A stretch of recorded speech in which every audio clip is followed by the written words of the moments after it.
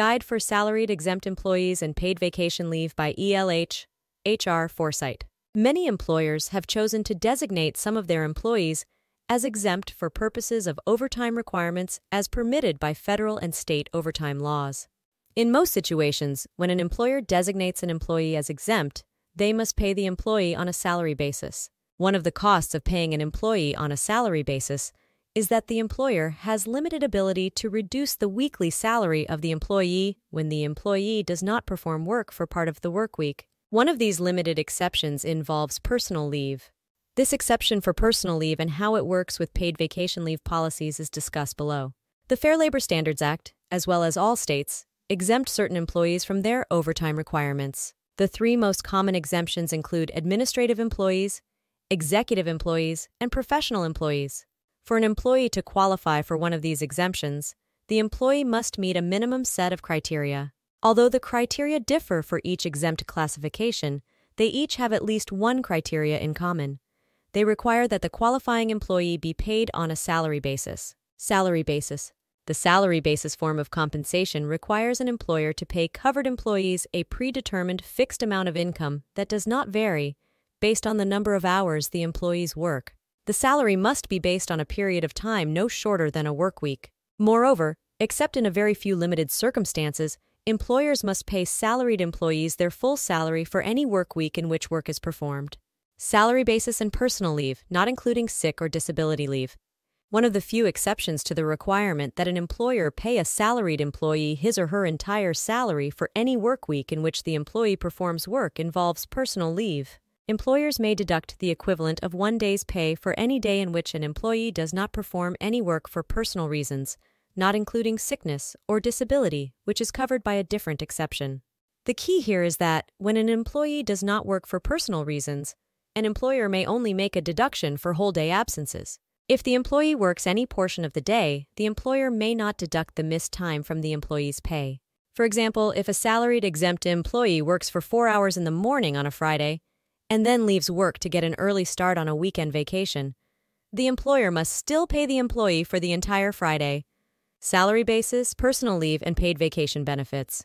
Although an employer must pay a salaried, exempt employee for the entire day in which the employee performs any work, this does not mean that the employer may not make partial day deductions from the employee's accrued or promised paid vacation leave. The reason for this is that federal and state laws only require the employer pay the employee his or her entire day's pay when work is performed. It does not dictate how the employer accounts for this pay.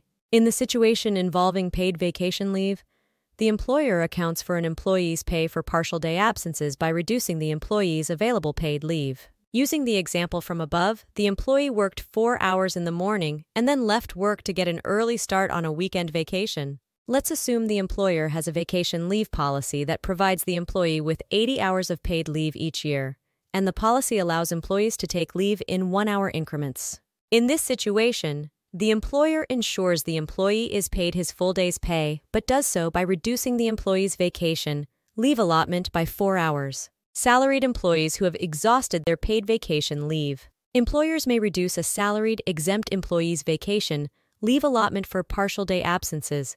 But what happens when an employee has used up their entire vacation leave allotment? Unfortunately, in these situations, an employer's hands are tied and they must still ensure the employee receives his or her full day's pay. The law does not relieve an employer of this requirement, even in situations where an employee may have been reckless or unwise in using paid vacation leave. Employers may implement policies that discipline salaried, exempt employees for taking more personal leave than is covered by allotted vacation leave amounts, but they may not reduce the employee's pay for partial day absences after paid vacation leave has been exhausted.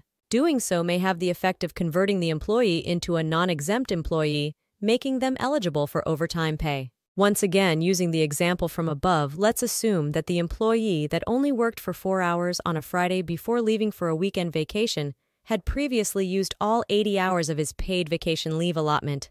In this situation, the employer would still be required to pay the employee his entire salary for the work week because the employee worked for part of the day on Friday.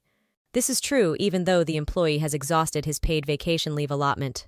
The employer could discipline the employee or perhaps deduct time from future vacation leave allotments, but it may not reduce the employee's pay for the week without running the risk of losing the employee's exempt status. Conclusion: one of the costs of designating an employee as salaried and exempt is that the employer may only reduce the employee's weekly pay in a limited number of circumstances. One of these exceptions occurs when an employee does not perform any work for an entire day for a personal reason. As discussed, this exception is limited to whole-day absences and does permit an employer to reduce an employee's weekly salary for partial day absences. The rule does not, however, limit an employer's ability to reduce a salaried, exempt employee's vacation leave allotment. Although once an employee has exhausted his or her leave allotment, the employer remains obligated to ensure that the employee is fully compensated even on days of partial absence.